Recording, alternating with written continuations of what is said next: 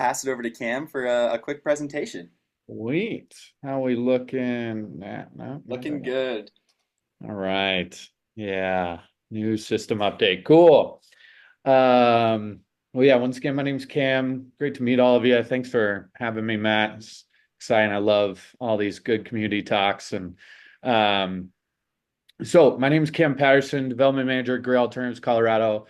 Goal today is just tell you a little bit more about Grid and what we do, who we are, how we operate, and then just kind of have an open discussion about renewable energy and equity barriers and work being done to kind of dismantle those slowly but surely. So I'll talk through this pretty quick presentation and then we can just dive into a whole community discussion. So just wipe away my face. Great. So Grid Alternatives is the largest solar nonprofit in the US. Started in California in 2003. So been around for 20 years. This is our 20-year anniversary, and the Colorado office started in 2013. So we've been around about 11 years. And I started my career in solar as a solar door knocker, knocking on people's doors, and selling residential systems. And I really just found every single one of my clients for that year and a half that I was knocking on doors and then on a sales team were just kind of wealthy white families for the most part. And the systems were, I was, of course, stoked they were going solar, but they were almost a bonus versus a need, right? They were just kind of an add-on benefit.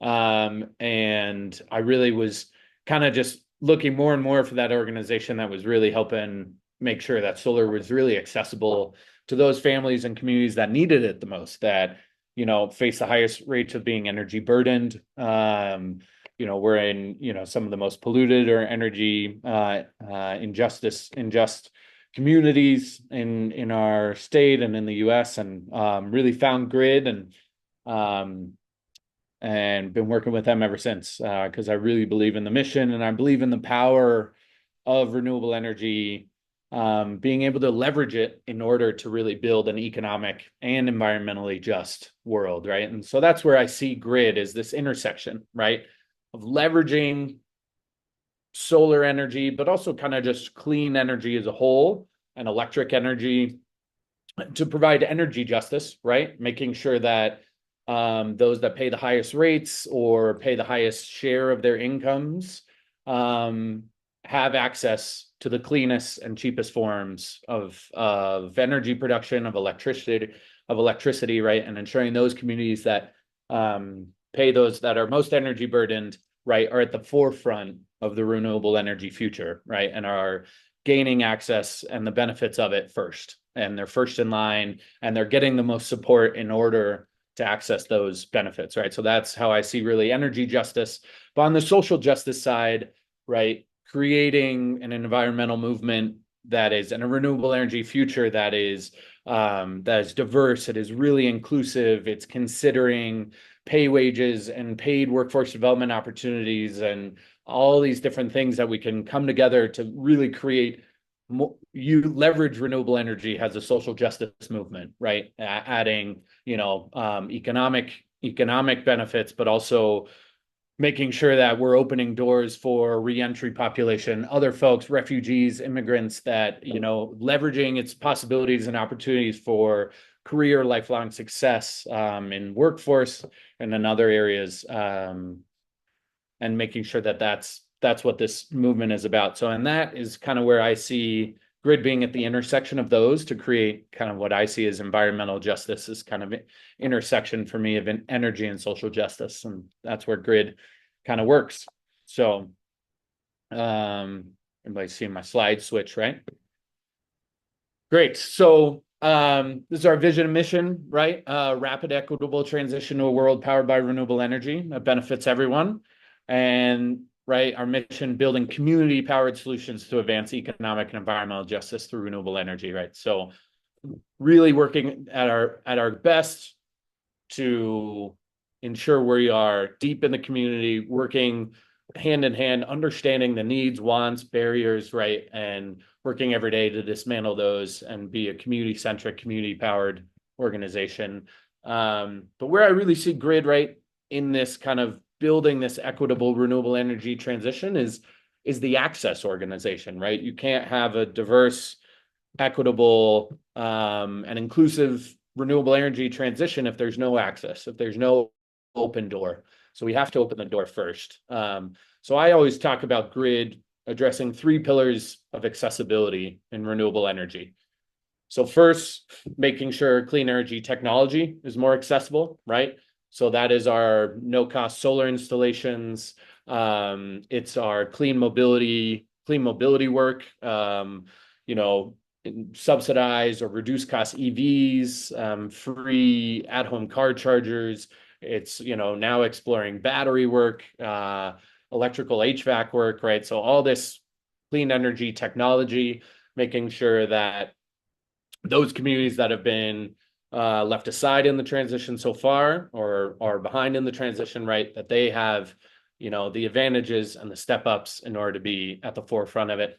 And second is workforce development, clean energy careers, and making sure that these are really that what they have, they're really equitable paid workforce development pipelines into this career, into this industry that's growing, that has a lot of like clear career steps into like not only living wage careers, but family sustaining wage careers through electrification and all of that, right? So ensuring that there's access to careers in it, and then there's access to education, right? And so Grid has elementary through high school education programs, curriculum, and making sure students' minds are kind of open to it, and that we're reaching them through hands-on experiential learning, right? Versus just kind of broad classroom-based classes, right? So we want kids to be touching solar panels, installing it, seeing, lighting things up, and really hopefully lighting up their minds to the possibilities of being a part of the industry. So those are kind of our three pillars of accessibility that we work in. And this is our triple bottom line: people, planet, employment. This is really how we kind of look at our impact. And I think what I love about Grid is everything we do kind of touches all three of these, right? So if we have a workforce development program like we do right now, we have 10 trainees in our warehouse in Denver and Montbello that are going through a 4-week paid training program. They're getting employment skills. They're getting real world solar installation experience. They're going to go install a system next week. They're actually going to Jack's Solar Garden tomorrow, but yeah, so they're getting that real world experience, and 70% of our graduates are getting full-time employment offers, full-time right out of graduation or within 3 months of graduation. So that's really exciting. But they're out there also installing real world systems, right, that are reducing our reliance on the grid, on carbon sources of electricity, and so aiding the planet. And those systems, of course, are reducing electricity costs for the families involved. We're also doing multifamily systems and nonprofit systems, right, that are helping reduce costs and overhead for all kinds of different organizations in order to really advance an economic just future. So overall, Grid, since our history in 20 years, has installed nearly 22,000 solar systems, almost 100 megawatts of solar, and that's lifetime savings of 734 million. I guess I'm missing the M there, $734 million of lifetime savings for families, nonprofits, community organizations that we've installed for, and we've trained nearly 34,000 people in solar installation techniques in those 20 years, and reduced 4.3 million tons of greenhouse gas emissions across for the lifetime of all the systems we've installed. So pretty great broad impact. And this is just a breakdown kind of where Grid's working. So the 6 offices in California, this Denver office, DC office. We also have a very large tribal program that's growing immensely and works on tribal lands across the US, including Alaska. So if you're interested in that, happy to talk more about kind of all the things our tribal team's doing. And our international offices are in Nicaragua, Nepal, Mexico, and we just opened workforce development training in Puerto Rico as well, which is not quite international, but territory. So yeah, that's Grid as a whole. A little bit of kind of who we are, what we do. And then Grid Alternatives Colorado, we're an independent affiliate, fully focused on Colorado. So want to kind of hone in on Colorado a little bit. To date, we've served almost 2,800 households with free no-cost solar. That's either through direct installations or community solar subscriptions that are free, no cost. And we've also installed for 37 community facilities. That's multifamily affordable housing or nonprofits. We've done a couple community centers as well. All of this generating, 45 million in lifetime electricity savings for all those households and communities. So this is one example project we did last year. The city of Denver has the climate office, CASR, many of you probably know, has a new annual rotating fund to help Denver nonprofits go solar. So if you know a nonprofit that owns their building, that owns their roof, that is in the city and county of Denver, the city will pay up to $500,000 to put solar on the roof and help the nonprofit. So the first project ever done out of this fund was this Sun Deck project that Grid installed 65.5 kW, covering 100% of the electrical needs of the entire warehouse. The warehouse was owned by Urban Land Conservancy, a nonprofit, and it houses three nonprofits: Energy Resource Center, Mile High Youth Corps, and Blue Star Recycling. So we installed a behind the meter system, meaning just powering the building. That's going to provide 100% electrical needs for all three of those nonprofits, which is really exciting because that's thousands of dollars a month that they're putting back into their programs instead of paying out to Excel, right? So really exciting. And then on all these nonprofit builds, we're working hard to partner with that nonprofit to train people within that nonprofit on solar installation. So on this one, of course, we have Mile High Youth Corps out with us every day, and a bunch of those youth corps got to build a real world solar system. So that was really, really cool. And this year, we've already installed Servicios de la Raza, Volunteers of America, Denver Rescue Mission, and we just started on Habitat for Humanity Metro Denver's new headquarter building that they're going to move into in November. So doing a lot of nonprofits this year in Denver, and that'll continue. And again, if you know a nonprofit that owns their building, feel free to reach out and we can look into getting some free solar on it. So these are planet impacts so far. 375,000 tons of greenhouse gas emissions prevented with all of our installs, close to 72,000 cars taken off the road. So pretty exciting stuff there. We have a really kind of consistent residential insulation program, mainly through weatherization funds. So the state has a weatherization fund and they allow for solar to be a weatherization option. So the Colorado Energy Office runs that weatherization program. And then we mainly work through Energy Resource Center, which goes out and does free energy audits with that weatherization money and helps weatherize homes. And if the roof looks good, if the client is interested, right, they get kind of a menu of options of what they want to do to weatherize, and they choose to go solar as one of those options.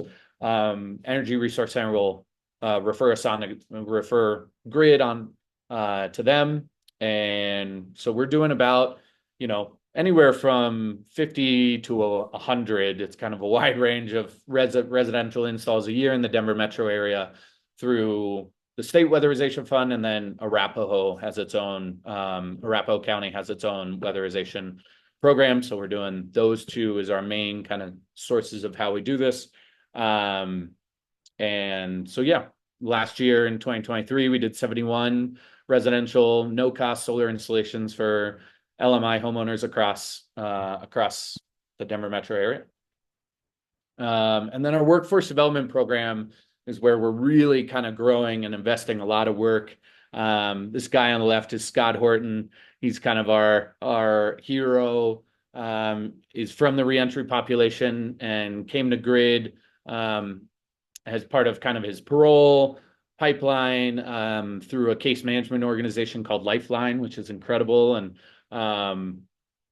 Grid mostly recruits all of our workforce trainees from various case management organizations, Lifeline, Denver Indian Center, St. Francis, all sorts of different kind of community orgs that have a lot of clients that need workforce development programs that are really want to get into an industry, right? And Grids is paid.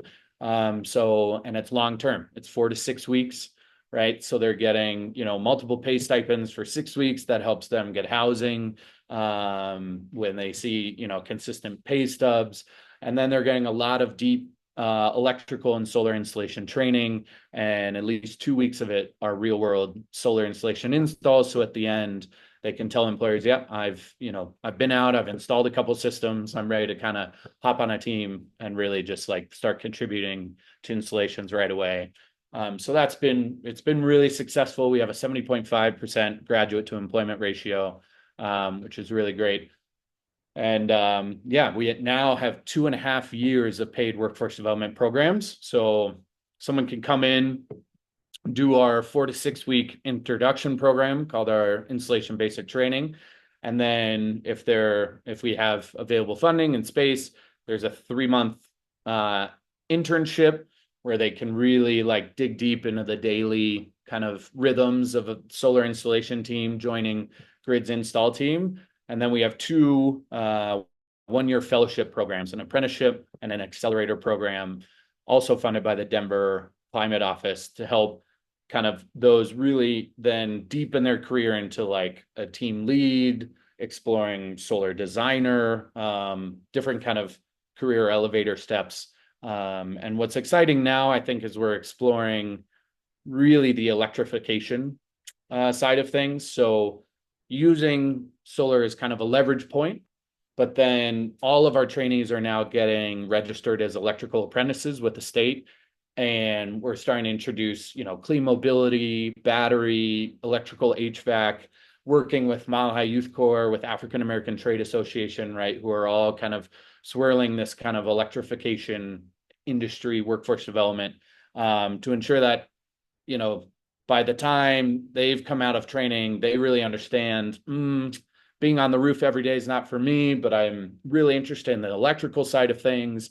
I want to go install car chargers, or I want to do heat pumps and HVAC work. And so really being able to give them more of a menu of options coming out of the whole electrification industry, and then following that really strong career track, right, of residential wireman, journeyman, master electrician, right, and exploring union options, all of that, just to give them that stability and that continuing education. That's really critical. And I think the electrical path is providing that. So that's kind of where Grid is headed in the future with our workforce programs. So last slide, I just want to highlight a couple of things I'm really looking forward to coming up. The big one, many of you may know about, is the Solar for All funding. EPA and the Inflation Reduction Act gave out $7 billion on Earth Day this year to 60 grants across the US. And Colorado, the state of Colorado, the Colorado Energy Office received $156 million for the next 5 years. And this funding, one beautiful thing about it is it has 3 main goals. It's, reduce carbon emissions, increase solar access for LMI communities, and create new funding options and vehicles for LMI communities to access solar. So that's about it. And the state of Colorado received $156 million to do that, to really just build out solar for LMI communities and do it in really creative funding ways. So really excited to see how that all kind of comes together. They're finalizing their contract with the EPA now. They're hiring up at the Colorado Energy Office. They've hired a director, and so they're kind of hiring the team out. And we worked with the CEO of the Colorado Energy Office to kind of build out that application. And just a lot of great community work went into that, working with Green Latinos, working with the U Mountain Ute tribe. And I'm really excited for then this next step when they have this RFP of all the, deep community work that's going to have to happen to explore the best ways to reach, the hardest to reach communities in terms of community solar and agrivoltaics, and kind of really, leveraging this funding to get really creative about how we reach kind of the hardest to reach communities um, with solar. Um, so that's really exciting.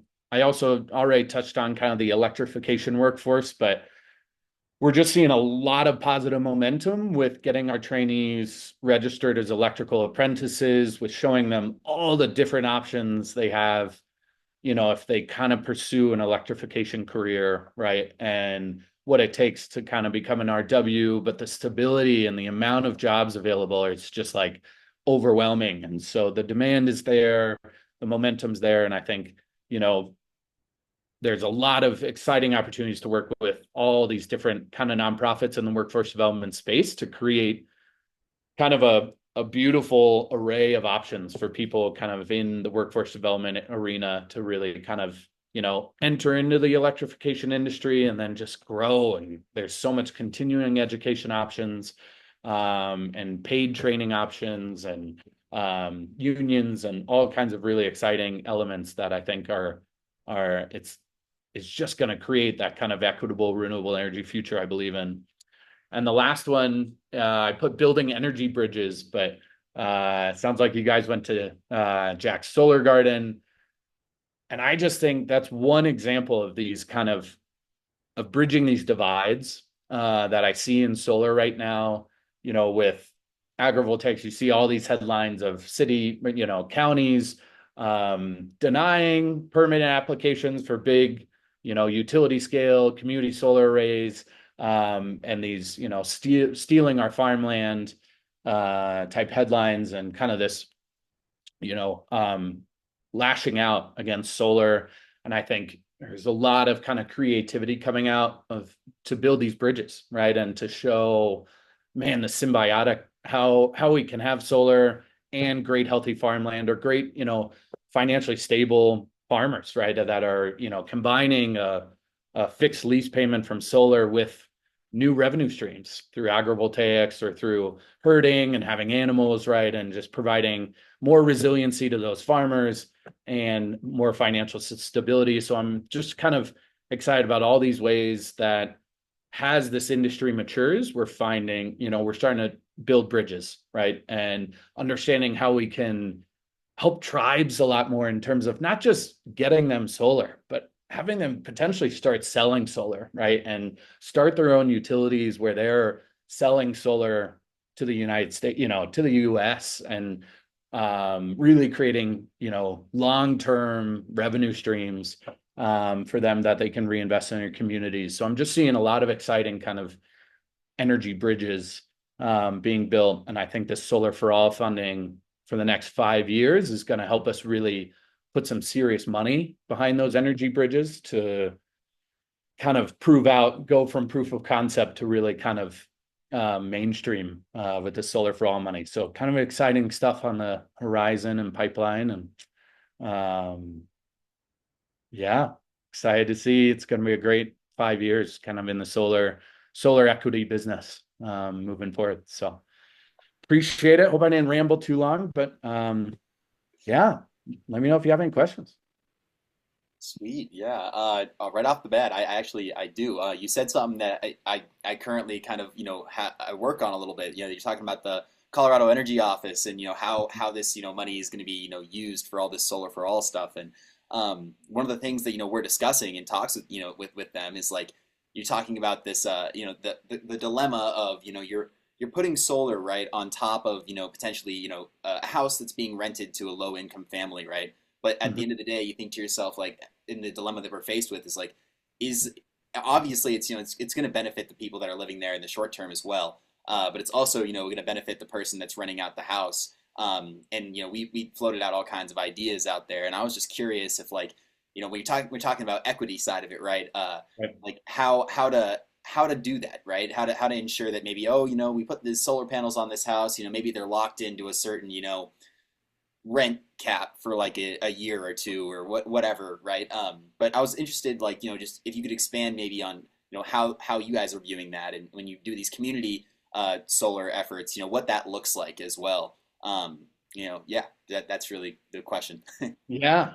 Um, yeah, I think, the next big step is going to be not how we can just do no cost solar or, a 100% covered community solar subscription, right? Where it's all just kind of subsidies and, versus then now there's opportunities really to for revenue generating possibilities. So Excel has started, for example, buying people's stored energy from their batteries and buying it off them and creating kind of contracts. And so what's to say now that we can't get really creative and in a, multifamily affordable housing complex, put a 12, 15 kilowatt battery in every single apartment and have Excel start paying every single renter for any stored electricity they have at peak hours, right? And Excel pull the energy from the batteries, and then start paying those renters or start paying LMI homeowner for the energy in their batteries. Of course, a solar plus battery system really expensive, but that is a totally viable project option at this point, right? And so I think, that's kind of the mentality now is how do we create community wealth through renewable energy? And I think that's kind of what's on the precipice with Solar for All and exploring that. I think some concrete examples where we're going now with community solar and reaching renters and apartment dwellers is, all of this commercial space. A lot of the commercial building owners aren't really interested in having solar on their roofs. They either don't really need all that electricity to build out solar on the entire roof, or it's like a marijuana grow and it's so minimal the amount of electricity that a system on the whole roof would produce that it's not even worth it because you fill out the roof for a marijuana grow and it covers like 2% of their electricity costs, right? So where it becomes exciting with all these new funding revenue streams is we're exploring how we could create community solar arrays on commercial roofs in Denver, where then with the Energy Outreach Office, those community solar subscriptions can be 100% provided to income qualified family renters, apartment owners, all of that through Energy Outreach Colorado. Families are already using LEAP and those energy assistance programs, right? Now they get a 100% subsidy into a community solar array that's on a commercial rooftop that really reduces upstart costs and with different financing mechanisms, right? If we're doing it on a nonprofit commercial roof or anything like that, a big, Rocky Mountain food, what's it called? The Food of the Rockies, Feed the Rockies or whatever, but a warehouse like that, right? We could do a community solar array on them, on one of their warehouses, and not only power the nonprofit, but also power a bunch of families in the community that otherwise couldn't access solar. So there are a couple different things in there, but I think that's what's exciting is, with this long-term funding, we can really start to explore those kind of community wealth building opportunities. Yeah, Darlon? Yeah, my experience with the oil and gas industry is that they love to hold entire communities hostage with the excuse that if you phase out oil and gas, you're going to put all these people out of work. Commerce City is a very good example. Yeah. Have you thought about how to help these communities that are very dependent on oil and gas jobs right now, but actually they're starting to shed people because the oil and gas industry loves to automate, loves to reduce their workforce. So even without phasing out oil and gas, they're already starting to shed workers in these low to moderate income communities. Have you thought about Totally. Culver City or other communities like that for your programs? Yeah, for workforce development, yeah, I mean, absolutely. I think, as I said, our kind of strategy right now is really working through kind of all those case management organizations. And they're, like Servicios de la Raza is an example that really works with families kind of all over the Denver metro area, but kind of more North Denver. Lifeline is based in South Denver, but kind of take people from all over the place. That kind of is, the nomenclature of the just transition, right, is where all these coal plants are shutting down in very rural parts of Colorado, like way up north and not Kremling, but even farther north. But so, where those coal-fired power plants are shutting down, or has it where the oil and gas, industry is trimming over on the top. What are the methods that we kind of create that just transition? And it's hard. Like the reality is, for a lot of those coal plant workers or for longtime oil and gas workers, it is very difficult to just like transition into something in renewable energy. That's where the things transfer over, and you're gonna be getting what you got paid after 20 or 30 years in the oil and gas industry. So it remains kind of a very tough question.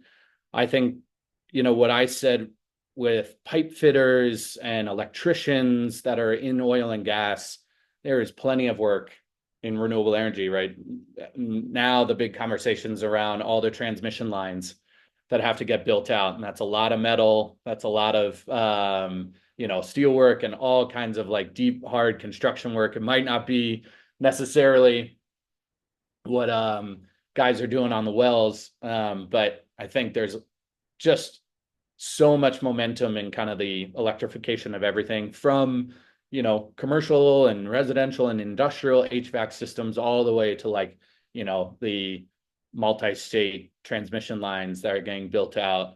That grid is not necessarily like focusing on the oil and gas just transition. I think we're really kind of working with those specific case management organizations, and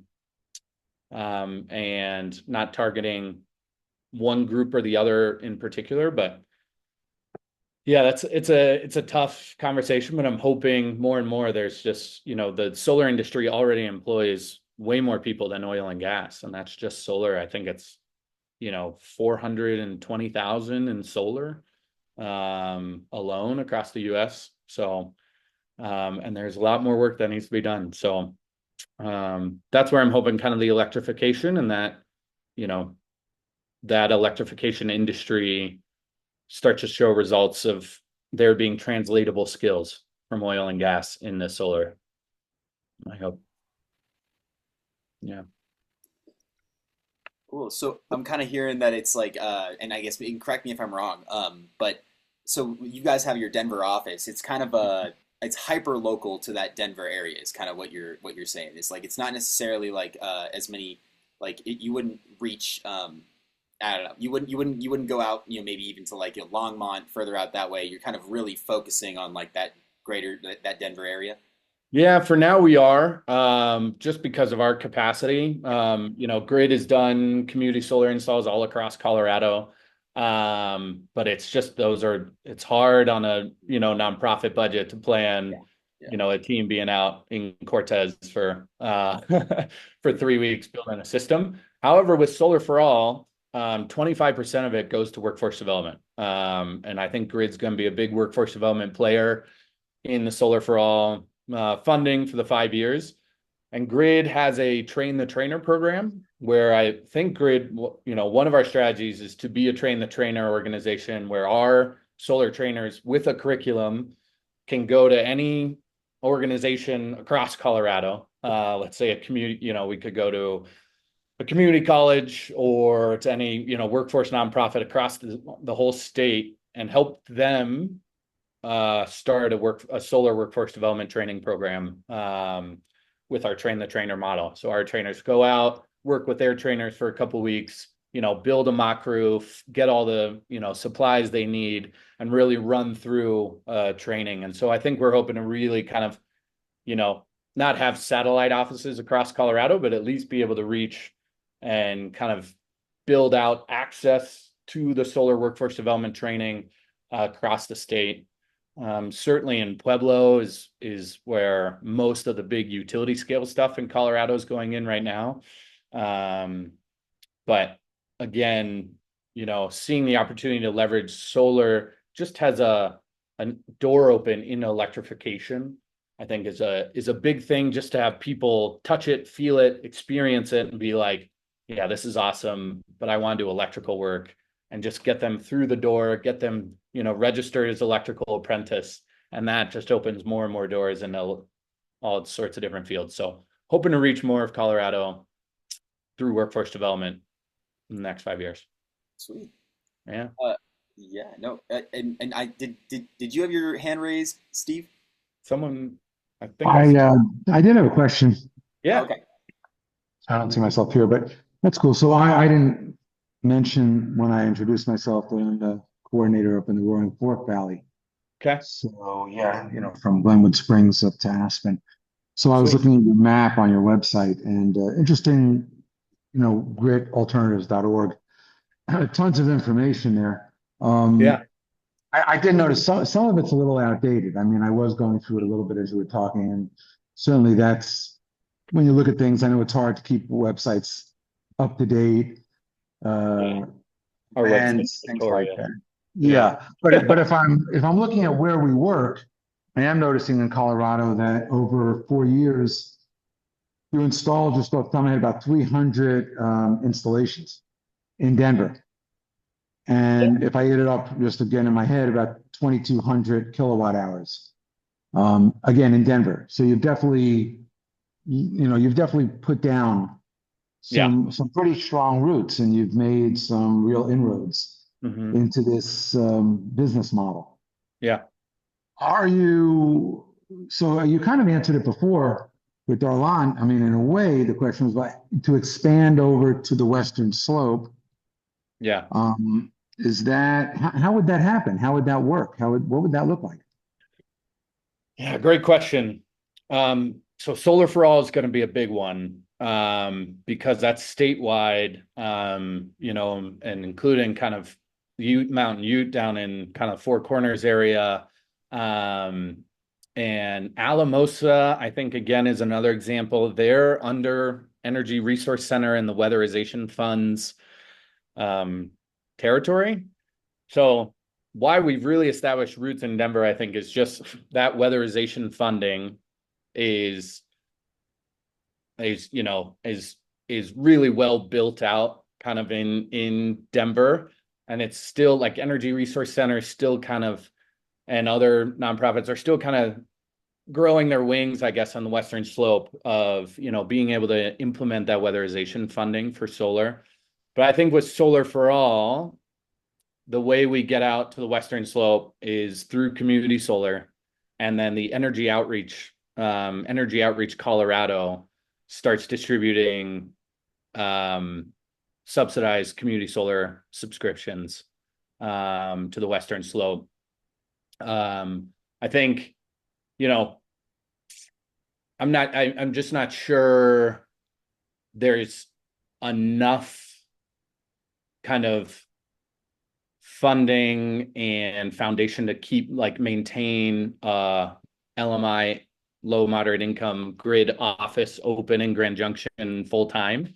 But with community solar, right, you reach hundreds and hundreds of people or families or renters.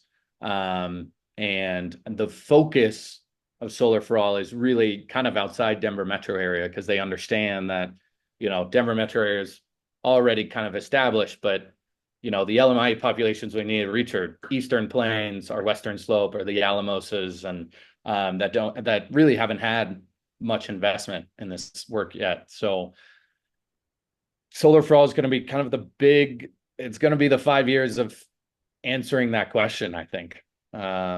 So I will definitely share. I know they're going to start really doing some deep community meetings on, you know, what organizations need to be included and involved on the Western Slope in order to ensure we do it the right way in reaching the Western Slope. But the hard part, I would say, with the Western Slope, and you can read, I can send you to, Grid did the first 7 community solar arrays with what are they called?